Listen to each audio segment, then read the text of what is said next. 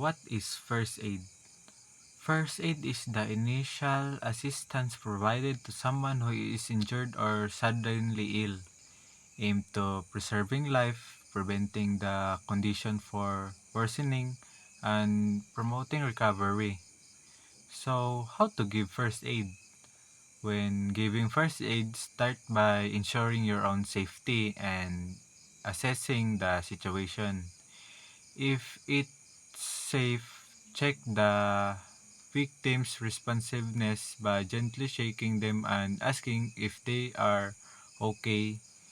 If they are unresponsive and not breathing, begin CPR by performing 30 chest compress followed by 2 rescue breaths for bleeding.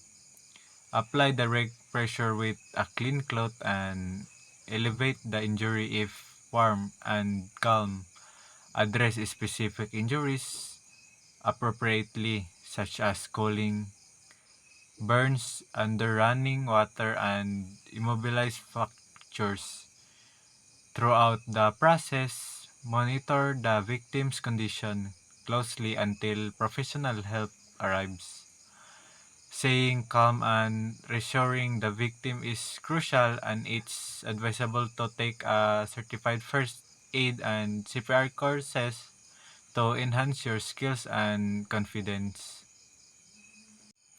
So here are some tips to how to give first aid.